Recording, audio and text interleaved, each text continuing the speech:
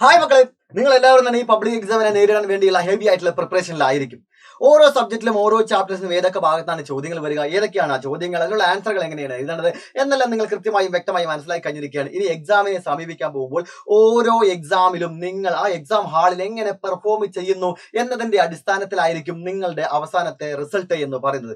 നിങ്ങൾക്ക് full A+ഉം full മാർക്കും നേടണമെന്നുണ്ടെങ്കിൽ exam ഹാളിൽ നമ്മൾ എങ്ങനെയാണ് പെരുമാറേണ്ടത്, അല്ലെങ്കിൽ എന്തൊക്കെ കാര്യങ്ങളാണ് ശ്രദ്ധിക്കേണ്ടത് എന്ന് അറിഞ്ഞിരിക്കേണ്ടതുണ്ട്. എക്സാം ഹാളിൽ ചെയ്യേണ്ട കുറച്ച് കാര്യങ്ങളുടെ ആ ടിപ്സുമായിട്ടാണ് ഞാനിപ്പോൾ നിങ്ങളുടെ മുന്നിലോട്ട് വന്നിരിക്കുന്നത്. കൂൾ ഓഫ് ടൈം മുതലാണ് നമ്മൾ ആരംഭിക്കുന്നത്. ഈ കൂൾ ഓഫ് ടൈമിൽ നമ്മൾ എന്താണ് ചെയ്യുന്നത് എന്നുള്ള ഒരു പ്ലാൻ വ്യക്തമായി നമ്മുടെ കയ്യിൽ വേണം. ഈ കൂൾ ഓഫ് ടൈമിൽ ചെയ്യുന്ന കാര്യങ്ങൾ അനുസരിച്ചുകൊണ്ടാണ് നമ്മുടെ എക്സാമിന്റെ അവസാനത്തെ ആ ചോദ്യം പോലും നമ്മൾ ആൻസർ ചെയ്യാൻ, ഏത് ആൻസർ ചെയ്യണം എന്ന് പോലും നമ്മൾ തീരുമാനിക്കുന്നത്. ഒരു കാര്യം നിങ്ങൾ എല്ലാവരും അറിഞ്ഞിരിക്കേണ്ടത്, നിങ്ങളെ ടെൻഷൻ അടിപ്പിക്കുന്ന പ്രധാന കാര്യം എന്ന് പറയുന്നത്, എക്സാം ഹാളിൽ വരുന്ന ടീച്ചർക്ക് നമ്മളെ കുറിച്ച് ഒരു ധാരണയുമില്ല. നീ അതുവരെ ആ സ്കൂളിൽ ഗംഭീരമായി പെർഫോമൻസ് കാഴ്ചവെച്ചവനാണോ എന്നോ, അല്ലെങ്കിൽ പഠനപരമായിട്ട് വളരെ വീക്ക് ആയിട്ടുള്ള ആളാണോ എന്ന് വരുന്ന ടീച്ചർക്ക് അറിയില്ല. അത് മാത്രമല്ല, നമ്മുടെ പേപ്പർ നോക്കുന്ന, ആൻസർ ഷീറ്റ് നോക്കുന്ന ആൾക്കും നമ്മളെ കുറിച്ച് ഒരു ധാരണയുമില്ല. നമ്മുടെ പേപ്പർ നോക്കിക്കൊണ്ട് നമ്മൾ ആ സ്കൂളിൽ അതുവരെയുള്ള എക്സാമുകളെല്ലാം ഫുൾ മാർക്ക് നേടിയവനാണ് എന്നോ, അതുവരെയുള്ള മുഴുവൻ എക്സാമിലും തോറ്റ ആളാണെന്നോ ആ ആൾക്കും അറിയില്ല. പിന്നെ നമ്മൾ എഴുതുന്ന ആൻസർ ഷീറ്റ് നോക്കിക്കൊണ്ടാണ് നമ്മളെ ആള് ഇവാലുവേറ്റ് ചെയ്യുന്നത്. അപ്പോൾ എക്സാം ഷീറ്റിൽ, നമ്മുടെ ആൻസർ ഷീറ്റിൽ നമ്മൾ ഏതൊക്കെ ചോദ്യങ്ങൾ എപ്പോഴൊക്കെ എങ്ങനെയൊക്കെ എഴുതണം എന്നുള്ള ഒരു കൃത്യമായിട്ടുള്ള ഐഡിയ ആണ് ഞാൻ നിങ്ങളുമായിട്ട് പറഞ്ഞു തരാൻ പോകുന്നത്. ഈ കൂൾ ഓഫ് ടൈമിൽ ഞാൻ ഈ പറയുന്ന കാര്യം ട്രൈ ചെയ്താൽ ഉറപ്പാണ് നിങ്ങൾക്ക് ഫുൾ A+ഉം ഫുൾ മാർക്കും ലഭിക്കുക തന്നെ ചെയ്യും. എന്താണ് ചെയ്യേണ്ടത് നോക്കാം. നിങ്ങൾക്ക് ഈ കൂൾ ഓഫ് ടൈമിന് തൊട്ട് മുൻപായി നിങ്ങൾ ക്വസ്റ്റ്യൻ പേപ്പർ കിട്ടുമല്ലേ? നിങ്ങളുടെ കയ്യിൽ ക്വസ്റ്റ്യൻ പേപ്പർ കിട്ടിയ ഉടനെ തന്നെ ടീച്ചർ കയ്യിൽ നിന്ന് ക്വസ്റ്റ്യൻ പേപ്പർ വാങ്ങുന്നു, അല്ല വാങ്ങി ഇരിക്കുമ്പോഴേക്കും തന്നെ ഒന്നാമത്തെ ചോദ്യം, അങ്ങനെ ചോദിക്കാൻ നിൽക്കല്ല. ഒന്നാമത് നിങ്ങൾ അത് ട്രൈ ചെയ്തുണ്ടാവില്ല എങ്കിലും നമ്മൾ ആദ്യം നമ്മുടെ ആൻസർ ഷീറ്റാണ് നോക്കേണ്ടത്, നമ്മുടെ ക്വസ്റ്റ്യൻ പേപ്പറാണ് നോക്കേണ്ടത്. നമുക്ക് കിട്ടിയിരിക്കുന്ന ക്വസ്റ്റ്യൻ പേപ്പറിൽ എല്ലാ ചോദ്യങ്ങളും ഉണ്ടോ, ഓരോരോ ചോദ്യങ്ങളായിട്ട് വായിക്കുക. ഇതാണ് നമ്മൾ ചെയ്യേണ്ട കാര്യം എന്ന് പറയുന്നത്. ഓക്കെ, അപ്പൊ ക്വസ്റ്റ്യൻ പേപ്പർ കയ്യിൽ കിട്ടിക്കഴിഞ്ഞാൽ കൂൾ ഓഫ് ടൈം മുതൽ ഞാൻ പറയുന്ന കാര്യം കൃത്യമായി തന്നെ നിങ്ങൾ എല്ലാവരും ഫോളോ ചെയ്യുക. നിങ്ങൾ ക്വസ്റ്റ്യൻ പേപ്പർ വായിക്കുന്ന സമയത്ത് ഓരോ ചോദ്യം നമ്പർ, ഒന്നാമത്തെ ചോദ്യം, രണ്ടാമത്തെ ചോദ്യം, ഓരോ ചോദ്യങ്ങളായി വായിച്ച് വരുന്നു. അതിൽ നിങ്ങൾക്ക് 1, 2, 3, 4 എന്നീ അങ്ങനെ ചോദ്യങ്ങൾ ഉണ്ടെന്ന് വിചാരിക്കാം. ക്വസ്റ്റ്യൻ പേപ്പറിൽ ഇങ്ങനെ ചോദ്യങ്ങൾ ഉണ്ടായിരിക്കും. ഈ ചോദ്യങ്ങളിൽ ഓരോ ചോദ്യം വായിക്കുമ്പോഴും നിങ്ങൾക്ക് കൃത്യമായ ആൻസർ അറിയാം. ഇതിലെനിക്ക് ഫുൾ മാർക്കും കിട്ടും, ഈ ചോദ്യത്തിന് ആൻസർ എനിക്ക് ഒരു കൺഫ്യൂഷനും ഇല്ലാതെ എഴുതാൻ സാധിക്കും എന്ന് തോന്നുന്ന ചോദ്യങ്ങൾക്കെല്ലാം ടിക്കിടുക. ഓക്കെ, എന്ന് തോന്നുന്ന ചോദ്യങ്ങൾക്കെല്ലാം ടിക്കിടുക. ആ വായിക്കുന്ന സമയങ്ങളിൽ ഇതൊന്നും എനിക്കൊന്നിരുന്ന് ആലോചിക്കേണ്ടതുണ്ട്. കുറച്ച് നേരം, ഒരു മിനിറ്റ് ഇരുന്ന് ആലോചിച്ചാൽ, 30 സെക്കൻഡ് ആലോചിച്ചാലേ വളരെ ഒരു സ്റ്റാർട്ടിംഗ് ട്രബിൾ ഉണ്ട്. കൃത്യമായി എനിക്ക് അറിയില്ല, ഈ ആൻസർ ഞാൻ എഴുതിയാൽ എനിക്ക് കംപ്ലീറ്റ് ചെയ്യാൻ പറ്റില്ല, കുറച്ച് സമയം പോകും എന്ന് തോന്നുന്ന ചോദ്യങ്ങൾക്ക് നിങ്ങൾ എന്ത് ചെയ്യുക? വട്ടമിടുക. അങ്ങനെ ചോദ്യങ്ങൾ ഉണ്ടെങ്കിൽ വട്ടമിടുക. ഒരു കാരണവശാലും എനിക്കിതിൽ ഒന്നും എഴുതാൻ സാധിക്കുന്നേയില്ല, എങ്ങനെയും ഇതിൽ എനിക്ക് ആൻസർ അറിയത്തേയില്ല, മുഴുവനായി മറന്നുപോയി, അല്ലെങ്കിൽ ഞാൻ പഠിച്ചിട്ടില്ല, ഇത് എഴുതിയാൽ എനിക്ക് ഒരു മാർക്കും കിട്ടില്ല എന്ന് വിചാരിക്കുന്ന ചോദ്യങ്ങൾക്ക് മാത്രം വേറെ ഏതെങ്കിലും ഒരു മാർക്ക് വെച്ചുകൊണ്ട് ഹൈലൈറ്റ് ചെയ്യുക. വേറെ ഒരു സിമ്പിൾ ഏതെങ്കിലും വെച്ചുകൊണ്ട് ഹൈലൈറ്റ് ചെയ്യാം. അപ്പൊ ഈ 3 സിമ്പിൾ വെച്ചുകൊണ്ട് ഇങ്ങനെ 3 കാറ്റഗറിയായി നിങ്ങൾ ആ ക്വസ്റ്റ്യൻ പേപ്പറിലുള്ള ചോദ്യങ്ങളെ മാറ്റിയെടുക്കേണ്ടതുണ്ട്. നമ്മളിപ്പോ ചോദ്യ പേപ്പർ നോക്കുന്ന സമയത്ത് നമുക്ക് എല്ലാവർക്കും ഇങ്ങനെ ഈ ഒരു സിമ്പിളാണ് വരുന്നെങ്കിൽ അത് അവസ്ഥ വളരെ ഭയാനകമാണ്. അങ്ങനെ ആവരുത്. സൈലത്തിന്റെ ക്ലാസ് കാണുന്ന മക്കൾക്ക് എല്ലാവർക്കും ഈ ടിക്ക് തന്നെ ഉണ്ടാവാനുള്ള ഭാഗ്യം ഉണ്ടാവട്ടെ, അല്ലെങ്കിൽ അറിവുണ്ടാവട്ടെ, ഓർമ്മയുണ്ടാവട്ടെ എന്ന് പ്രാർത്ഥിക്കുകയാണ്. പറഞ്ഞു വന്ന കാര്യം ഇതാണ്. ക്വസ്റ്റ്യൻ പേപ്പറിലെ ചോദ്യങ്ങളെല്ലാം തന്നെ നമ്മൾ ഇങ്ങനെ 3 ആയിട്ട് കാറ്റഗറൈസ് ചെയ്യുന്നു. എന്തിനാണ് ഇത് ചെയ്യുന്നത്? ഈ ചെയ്യുന്നതിലൂടെ എന്താണ് നമുക്ക് ഇത് ലഭിക്കാൻ പോകുന്നത്? ഒരുപാട് സമയലാഭമാണ് ലഭിക്കാൻ പോകുന്നത്. മാർക്ക് വളരെ കൂടുതൽ കിട്ടാനുള്ള സാധ്യതയാണ് അവിടെ ഉള്ളത്. നമ്മൾക്ക് ഏറ്റവും കൂടുതൽ മാർക്ക് ലഭിക്കാൻ വേണ്ടി ഒരു പ്രധാനപ്പെട്ട പോയിന്റ് എന്ന് പറയുന്നത്, നമ്മുടെ ആൻസർ ഷീറ്റ് നോക്കുന്ന ആൾക്ക് അത് വളരെ ലളിതമാക്കി കൊടുക്കണം. നമ്മൾ ആൻസർ ഷീറ്റിൽ കാണുന്ന ആദ്യ ചോദ്യം തന്നെ വളരെ തെറ്റും കിർക്കും വട്ടം ഒക്കെയാണെന്ന് പറഞ്ഞാലും ഭയങ്കര ബോറായിട്ടാണ് നമ്മളൊരു ആൻസർ ഷീറ്റ് പ്രസന്റ് ചെയ്യുന്നുണ്ടെങ്കിൽ അവരും ആ രീതിയിലായിരിക്കും നമ്മൾ ഇവാലുവേറ്റ് ചെയ്യുന്നുണ്ടായിരിക്കുക.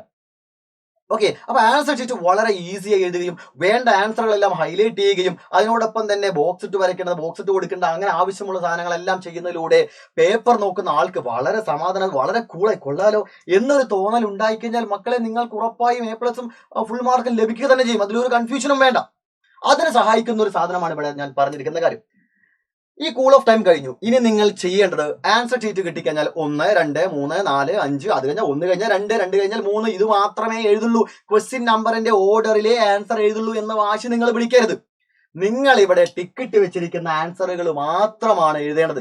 ടിക്കറ്റ് വെച്ചിരിക്കുന്ന ചോദ്യങ്ങളുടെ ആൻസർ മാത്രമേ എഴുതുക. 1ാമത്തെ ചോദ്യം അറിയാം, അടുത്തത് 5ാമത്തെ ചോദ്യമാണെങ്കിൽ 5ാമത്തെ ചോദ്യം എഴുതുക, അത് കഴിഞ്ഞാൽ 10ാമത്തെ ചോദ്യമാണെങ്കിൽ 10 എഴുതുക, 21 ആണെങ്കിൽ 21 എഴുതുക. പക്ഷെ ശ്രദ്ധിക്കേണ്ടത്, ഒരു ക്വസ്റ്റ്യനിൽ ABCD ഉണ്ട് എങ്കിൽ ഒരു ക്വസ്റ്റ്യൻ നമ്പർ ഇട്ടാൽ അതിന്റെ ABCD അവിടെ തന്നെ വേണം. പിന്നീട് ഒരു ഭാഗത്ത് എഴുതുക. അതായത് 21ാമത്തെ ചോദ്യത്തിന്റെ എയും ബിയും എഴുതി പിന്നീട് ലാസ്റ്റ് 21ാമത് സി എഴുതി കഴിഞ്ഞാൽ അത് നിങ്ങളുടെ വാല്യുവേഷനെ ബാധിക്കും, മാർക്ക് ലഭിക്കാതിരിക്കും. അപ്പോൾ നിങ്ങൾ ചെയ്യേണ്ടത് 21 എയും ബിയും സിയും ഉണ്ടെങ്കിൽ എയും ബിയും സിയും അതേ പേജിൽ ഒരുമിച്ച് തന്നെ എഴുതുക. അറിയില്ലെങ്കിൽ ഒരു ഗ്യാപ്പ് ഇട്ടിട്ട് പിന്നീട് ഇരുന്ന് ആലോചിക്കുക. അപ്പൊ നിങ്ങൾ ചെയ്യേണ്ടത് ടിക്കറ്റ് ചോദ്യങ്ങൾ മാത്രം അറ്റൻഡ് ചെയ്യണം. ഓക്കെ, 1ാമത്തെ ചോദ്യം, അതായത് 2, 3 ഏതാണോ നിങ്ങൾക്ക് അറിയാവുന്ന ചോദ്യങ്ങൾ ആ ചോദ്യങ്ങൾ മാത്രമാണ് നിങ്ങൾ എഴുതുന്നത്. ഇതിലൂടെ ഉണ്ടാവുന്ന ബെനിഫിറ്റുകൾ എന്താണെന്ന് അറിയാമോ? ആദ്യത്തെ അരമണിക്കൂറിൽ തന്നെ നിങ്ങൾ കുറെ ആൻസറുകൾ തുരുതുരാന്ന് എഴുതുന്നു. ചുറ്റും കാണുന്ന ആളുകളെല്ലാം നിങ്ങളെ കണ്ടുകൊണ്ട് അസൂയപ്പെടുന്നു, അവർ ഭയങ്കര ടെൻഷൻ ആവുന്നു. നിങ്ങൾ വളരെ കൂളായിരുന്ന ആൻസർ എഴുതുകയാണ്. അതിനോടൊപ്പം തന്നെ വന്നിരിക്കുന്ന ടീച്ചർക്ക് ഈ പയ്യൻ കൊള്ളാവല്ലോ അല്ലെങ്കിൽ മോള് കൊള്ളാവല്ലോ, നല്ലപോലെ തന്നെ ഇരുന്ന് ആൻസർ എഴുതുന്നുണ്ട്, ആരോടും ഒന്നും ചോദിക്കുന്നില്ല, ഒരു ടെൻഷനും ഇല്ല, അറിയാവുന്ന ചോദ്യങ്ങൾ പടപടപടപടെ എഴുതിക്കൊണ്ടിരിക്കുന്നുണ്ട്. അരമണിക്കൂർ കഴിയുമ്പോഴേക്കും നമ്മൾ അഡീഷൻ ഷീറ്റ് വാങ്ങുന്നു. ഇങ്ങനെ നിങ്ങൾ ഗംഭീരമായി എക്സാം ഹാളിൽ പെർഫോം ചെയ്താൽ ആ ടീച്ചർക്ക് തന്നെ മനസ്സിലാവും ഇവനാള് കൊള്ളാം. അതുവരെ നമ്മൾ എന്ത് സ്വഭാവമാണോ എങ്ങനെയാണോ ഒന്നും അവർക്ക് അറിയത്തില്ല. എക്സാം ഹാളിൽ നമ്മൾ അടിപൊളിയായി പെർഫോം ചെയ്യുന്നുണ്ടോ അതാണ് നമ്മുടെ അടുത്ത മാർക്കിനെ തീരുമാനിക്കുന്നത്.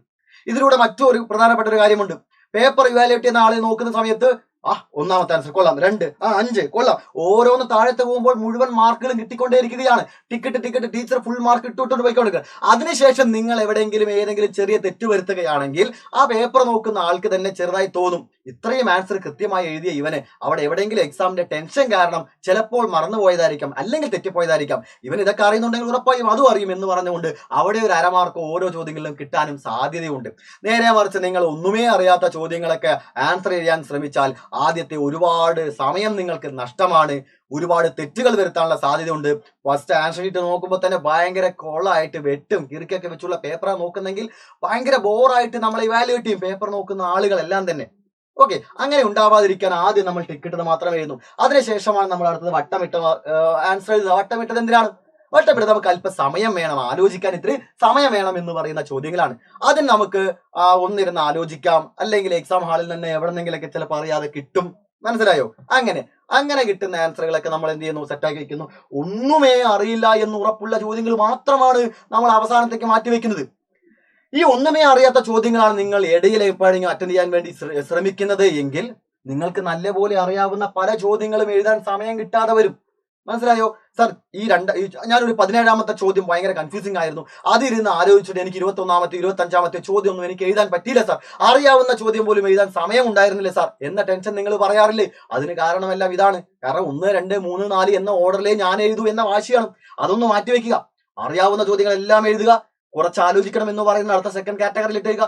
ഒന്നും അറിയില്ല എന്ന് പറയുന്ന ഈ ചോദ്യം നിങ്ങൾ എഴുതിയാലും മാർക്ക് കിട്ടില്ല എന്ന് വിചാരിക്കുന്ന ചോദ്യങ്ങളല്ലേ, അത് എഴുതിയാലും വിഷയമില്ല, അതിന് വേണ്ടി നമ്മൾ സമയം കളയേണ്ടതില്ല. ഏറ്റവും അവസാനത്തേക്ക് മാറ്റിവെക്കുക. ചിലപ്പോൾ അവസാനത്തെ ഈ ഒന്നുമേ അറിയാത്ത ചോദ്യങ്ങൾക്ക് എന്തേലും ആൻസർ ക്വസ്റ്റ്യൻ പേപ്പറിൽ തന്നെ അവിടെ എവിടെന്നെങ്കിലും കിട്ടാം, വേറെ എവിടെന്നെങ്കിലും കിട്ടാം, ആലോചിച്ചാൽ ചിലപ്പോൾ ഓർമ്മയായിരിക്കാം. അങ്ങനെ നമ്മൾ അത് അറ്റൻഡ് ചെയ്യുകയാണ് ചെയ്യുന്നത്. ഓക്കെ, ഇനി വേറൊരു കാര്യം കൂടെ പറയട്ടെ. ഞാൻ എപ്പോഴും കൊടുക്കാവുന്ന ഒരു ട്രിക്കാണ്. ഇപ്പോ ഈ ഒരു വീഡിയോയിലും കൂടെ ആ ട്രിക്ക് പറയുന്നത് കൊണ്ട് ഈ ട്രിക്ക് വർക്ക് ആവത്തില്ല, ഞാൻ പറയാം ആദ്യം തന്നെ. നേരത്തെ വർക്കായിട്ടുണ്ടായിരുന്നു, ഞാൻ ഓഫ്ലൈനിൽ പഠിപ്പിക്കുമ്പോൾ പറഞ്ഞു കൊടുത്തൊരു ട്രിക്കാണ്. അത് ആ ഒരു ഏരിയയിലുള്ള വിദ്യാർത്ഥികൾ മാത്രമേ ഉള്ളത് കൊണ്ട് അത് അവിടെ വർക്കാവും. ഇതിപ്പോ വീഡിയോയിൽ പറയുന്നത് കൊണ്ടും 10,000-കണക്കിന് ആളുകൾ ഇത് കാണുന്നത് കൊണ്ടും ഇത് വർക്കാവത്തില്ല. കാരണം പബ്ലിക് എക്സാമിന് ഈ ട്രിക്കുള്ള പേപ്പറുകളൊക്കെ കണ്ട് അത് വർക്കാവത്തില്ല. എങ്കിലും ഞാനൊരു ചെറിയൊരു ഐഡിയ പറഞ്ഞുതരാം. സെക്കൻഡ് ലാംഗ്വേജ് എക്സാമുകൾക്കും ഇംഗ്ലീഷിനൊക്കെ മാർക്ക്, അതായത് ലാംഗ്വേജ് എക്സാമിനാണ് കൂടുതലും വർക്കാവുക. അതായത് നമുക്കിതെല്ലാം എഴുതി കഴിഞ്ഞ് ഒരു വരയിൽ 1/2 മാർക്കോ 1 മാർക്കോ ഒളിഞ്ഞു കിടക്കുന്നുണ്ട്. അതെന്താ സംഭവം എന്ന് പറഞ്ഞുതരാം. നമ്മൾ ഇങ്ങനെ ആൻസർ എഴുതിക്കൊണ്ടിരിക്കണം. മുഴുവൻ എഴുതി കഴിഞ്ഞ ശേഷം എക്സാമിന്റെ അവസാനത്ത് ചെയ്യേണ്ട കാര്യമാണ്. അപ്പൊ അവസാന ആൻസർ നിങ്ങൾക്ക് അറിയോ അറിയില്ലോ, നമ്മൾ അത് അറ്റൻഡ് ചെയ്തുകൊണ്ടിരിക്കുക. നമ്മൾ ഇങ്ങനെ അറ്റൻഡ് ചെയ്തിരിക്കുമ്പോൾ ഇങ്ങനെ എഴുതിക്കൊണ്ടിരിക്കുമ്പോൾ പെട്ടെന്ന് ഇങ്ങനെ ഒരു വര വരയ്ക്കും. പെട്ടെന്ന് ഈ ഒരു വര വരയ്ക്കുന്നതിലൂടെ നമുക്ക് ഒരു 1/2 മാർക്ക് വീഴാം. അതെങ്ങനെയാണ് സാർ എഴുതിക്കൊണ്ടിരിക്കുമ്പോൾ ഈ ഒരു വര വരയ്ക്കുന്നതിലൂടെ 1/2 മാർക്ക് വീഴുന്നത്? നമ്മൾ അറിയാവുന്ന ആൻസർ ഇങ്ങനെ എഴുതിക്കൊണ്ടിരിക്കുമ്പോൾ സമയമായി, എക്സാം തീരാനുള്ള സമയമായി. എക്സാം തീരാനുള്ള സമയമായ അപ്പോഴും നമ്മൾ ആൻസർ അറിയാവുന്ന ആൻസർ ഇങ്ങനെ എഴുതിക്കൊണ്ടിരിക്കുന്ന സമയത്ത് പേപ്പർ താടാ എന്ന് പറഞ്ഞുകൊണ്ട് നമ്മുടെ ക്ലാസ്സിലുണ്ടായിരുന്ന ടീച്ചർ വലിച്ചുകൊണ്ട് പോയപ്പോൾ അറിയാതെ ഉണ്ടായ വരയാണത് എന്ന് ധരിക്കുകയും, ചാൻസ് മാത്രമാണ് ഞാൻ ഈ പറയുന്നത്. പബ്ലിക് എക്സാമിന്റെ പേപ്പർ നോക്കുന്ന ടീച്ചർക്ക് ഇവനത് അറിയാം, കുറച്ച് സമയം കിട്ടിയതാണെങ്കിൽ ഇവൻ ഒരുപക്ഷെ ഇത് നല്ല പോലെ എഴുതിയനെ, പയ്യനും പോട്ടെ ഒരു 1/2 മാർക്ക് കൊടുക്കാം എന്ന് വിചാരിച്ച് കൊടുക്കാനുള്ള സാധ്യതകളുണ്ട്. ഇത് 100% വർക്കാണ്, 100% വർക്കല്ല. ഞാനിത് ഓഫ്ലൈനിൽ പറഞ്ഞു കൊടുത്തപ്പോൾ അവിടെ ഉണ്ടായിരുന്ന സ്കൂളുകളിൽ മുഴുവൻ ഈ വരകളായിരുന്നു ഉണ്ടായിരുന്നു എന്ന് പറയട്ടെ. പക്ഷെ ആ ടീച്ചേഴ്സിന് പരസ്പരം ഇതൊന്നും അറിയത്തില്ലല്ലോ. പക്ഷെ പബ്ലിക് എക്സാമിന് ഇത് വർക്കാവില്ലെന്ന് അറിയത്തില്ല. എങ്കിലും ട്രൈ ചെയ്യണമെന്ന് ഞാൻ പറയുന്നില്ല. ഓക്കെ, ഇങ്ങനെ ഒരു ഐഡിയ കൂടി ഉണ്ട്. ഒരു വരിയിൽ നിന്ന് പോലും നമുക്ക് അരമാർക്ക് നേടാമെന്നുള്ളതാണ്. അപ്പോൾ കൂൾ ഓഫ് ടൈമിൽ എന്തൊക്കെ കാര്യങ്ങൾ ശ്രദ്ധിക്കണം എന്നുള്ളത് നിങ്ങൾക്ക് എല്ലാവർക്കും മനസ്സിലായോ? അപ്പോൾ കൂൾ ഓഫ് ടൈമിൽ നിങ്ങൾ ആരും പരസ്പരം അങ്ങോട്ടും ഇങ്ങോട്ടും ആൻസർ ഒന്നും ചോദിക്കാൻ നിൽക്കരുത്. കൃത്യമായി തന്നെ ആൻസറുകളെല്ലാം മാർക്ക് ചെയ്ത് വെക്കുക, ഓർത്തെടുക്കാനായിട്ട് ശ്രമിക്കുക.